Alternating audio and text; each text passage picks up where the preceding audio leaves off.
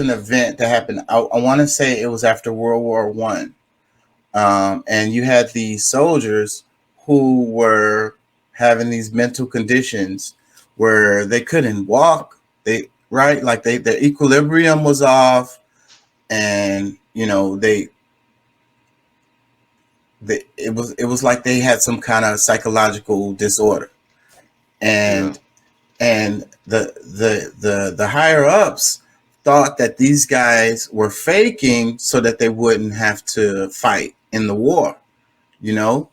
Um, so they were sending them to these psychological doctors or whatever, um, to to determine if these guys were being authentic or not, because they were going to be dishonorably discharged as a result. You understand what I'm saying? Hmm. So they did a real investigation. That's one of the things that's good about the military, because they like to do thorough ass investigations about stuff. So with this in this situation, they did a real thorough investigation, and so what they found after they was that these guys, once they got them to talk, because they were shell shocked, of course, right? They had seen really horrible things happen, right? So, but they didn't or couldn't talk about it. So, but what happened was, once they got these guys to actually talk about these traumatic events that they saw and went through fighting in the war, then their symptoms started to disappear. And it had no drugs, no other kind of therapy other than them talking about those really super traumatic ass events that happened, that they saw and that they went through, and Yeah. and then they were cured. You know what I mean? They not completely cured, of course, because you're shell shocked. You know what I'm saying? But they could walk around and they could talk and they could be normal now. You know what I'm saying? And Yeah. this is well documented because they did a thorough ass investigation of this. Somebody out there is listening, probably knows what I'm talking about. Um, and that's, I think, is related to this kind of thing. So those guys, they were holding in,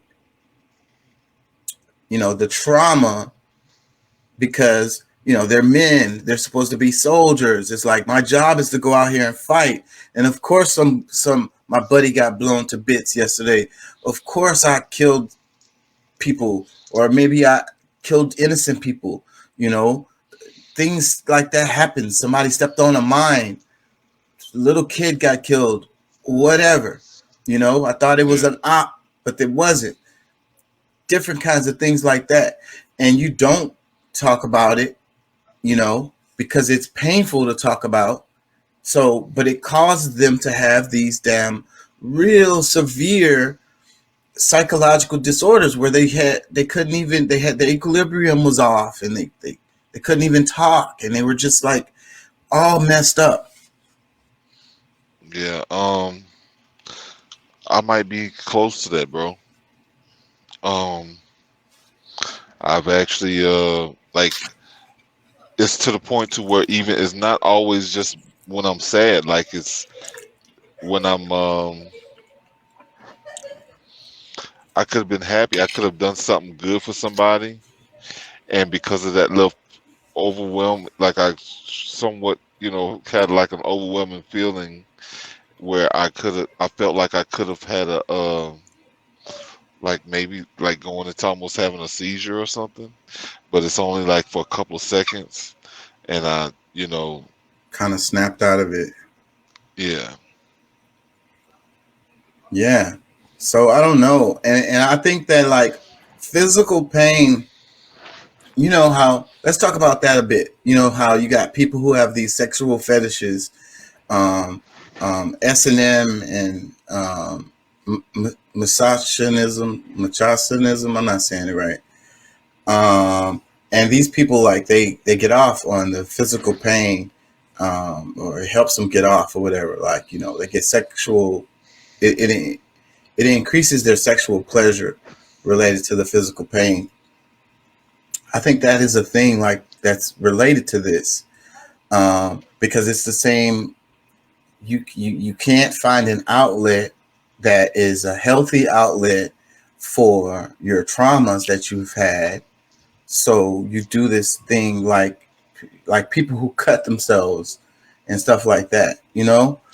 Oh Um, yeah, and but I think that the physical pain is not the answer, because the physical pain is not, that is not the trauma that you're having, is more of a psychological trauma. So when you try to fix it in a physical way, then you're not gonna be fixing the problem. You're not gonna be going down the road the right direction at all. You know what I mean? Because like you're getting this sexual pleasure from this physical pain or whatever, but you still, like, maybe you shed a tear, but you still don't have that bawling. You don't get to the point where you're just bawling, crying. You know what I mean? And I think that's what it is. It's like a little kid, right? A little kid goes through something. Once they get older, little kids don't nothing bothers them. But no, a little bit older, once they go through something, it could be physical or it could be emotional, whatever. They cry. They let it out. They just, at the moment, I'm upset and I'm just gonna cry, and bawl, snot and all, And I think, like I said, that's a healthy mechanism that we have. But then our society tells us that this is not proper, especially if you're a man. And then, and without you even being a man, they say it as you an adult. They're like, you're not no child no more. You shouldn't be crying. yeah. Well, and because I mean, like even from women that I think they know how much it feels, how good it may feel for them to cry and let things off, but they still look at you and like they can't even really respect you if they see you crying. You Because know, they've been programmed to think that way, you know? And I think that's bad on both ends, where it's like the woman is supposed to be, it's acceptable for them to be super over the top emotional and overreact to everything, you know? That's yeah, not balanced either. That's not proper either, for a yeah, man or a woman. I know. So, that's what I'm saying. Our society is training us to be like these zombie robots, and it's having a negative impact on our health, where we don't know how to deal with our emotions properly. And I think that's one of the biggest causes of, you know the state of Well, affairs that we're in, because we can well, go just into think about. politics. Well, I mean, it just gives me the thought that like when a man that's 60 years old seems to be in good health just has a heart attack or like he's in some kind of pain. Like I just feel that a lot of like it's way deeper than we can imagine. Yeah, like there's a new thing that we can blame that kind of thing on to some extent, but even before that, we've been having men that come up that are they are dealing with you know all sorts of things, and then like as they seem to be doing good in the world, all these things, like got a good house, beautiful family, and this, that, and the other. But 60 is still pretty young. You know what I'm saying? For like I've seen some people that still functioning very well at 60, but 55, 60 years old, somebody having a heart attack really shouldn't be. It shouldn't be. And then you have the suicides, you know so it's like the ultimate. They couldn't express their emotions properly, and they had all of this bottled up, and their answer is suicide. It's like their last, like, cry, if you will. You know what I mean? It's their cry to the world. It's kind of like their cry for help, even though their decision is final. The most selfish answer that they can come up with. I agree with you, Doc. I think Yeah, that I committing. don't have a lot of. There is no there are very few suicides that actually I sit back and I'm like I can deal with that one. I understand, and I was really hard off for a lot of time, but like Robin Williams was one of them. Robin Williams, that's the guy I was just thinking about. I didn't want to. I had just someone else had just killed themselves, and I was like, who cares, man? They're just whiny. But then Robin Williams did it, and I had to reassess that whole statement there, and think about the other person. Yeah, they were still being whiny, but Robin Williams, man, he had just found out he's got a debilitating disease. His wife just about left him, and he just got out of rehab. That is just super duper whammy. And knowing that you're slowly going to start deteriorating in front of your loved ones too. And this guy is so funny. I can't. He was so funny. He lived his life entertaining others, and he was so good at it. And he seemed like he was so happy, like he was always so bubbly. Well, comedians and hyper intelligent people are in the highest quantity of suicides. Because comedians are always really smart. They're always really. It's so hard to make people laugh. Like you got to be really smart. It's the pressure to be there for others, I think, but to look, some extent. If that's it, then Pat, then why the hell would you kill yourself? Like Doc was saying, that's selfish as hell. Because now they don't have you no more. You're gone. Exactly. I get it, but I mean, to me, that exemplifies how much pain they actually were in. Because a lot of go ahead.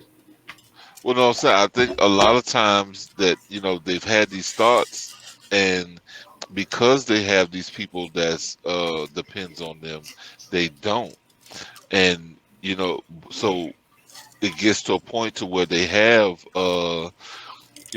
maybe they've gotten their children through school, college, and this, that, and the other, and then it's like, all right, you know what? They don't need me as much as they used to, or I have become a burden to those around me. Well, and the people around me will be better with my absence. And I want to say, I've I want to be honest, just 100% honest. Suicidal thoughts have crossed my mind before, and the things that the reasons why, what keeps me from, what stops that is the people that depend on me, the people that need me, Touche. And I'm like, there's no way in hell I can leave them assed out, no matter what. It'll leave them in I think for some it'll leave them in a worse position, and then to me it's just like overall, because I've had thoughts before, but I'm like, I don't want to give that as an excuse, because if I use that as a way to solve problems, I think that would maybe even open the door for others to believe, oh well, shoot, he did it. Well, look, Whitney Houston. We could talk about Whitney Houston. We know that she was heavily into drugs, but a lot of times people kill themselves in that way. And then her daughter did the exact same thing. I don't think those were accidents. Well, I don't think that. I mean, I think those are two different things. Because I don't think that Whitney killed herself, but her daughter killed herself because of the dealing with the pain and the loss of her mother. Yeah, but overdosing on drugs is a way to kill yourself. I understand. But that's I don't like. As I'm saying, as far as Whitney is concerned, I mean, there's too many different stories that's come about that she didn't kill herself. Somebody killed her. Her daughter, on the other hand, she did. She overdosed.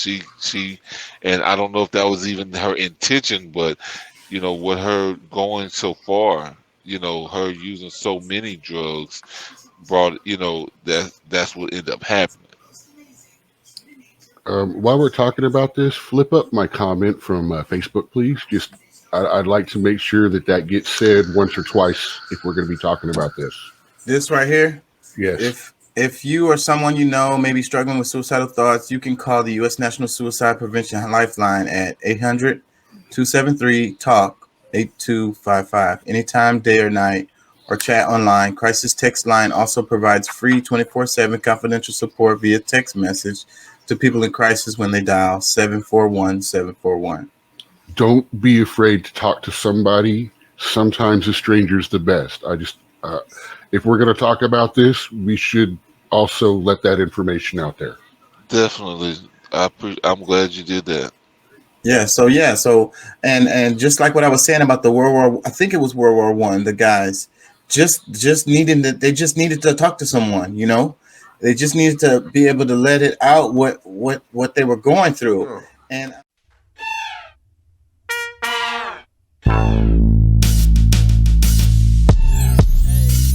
I feel good. Name of the show today is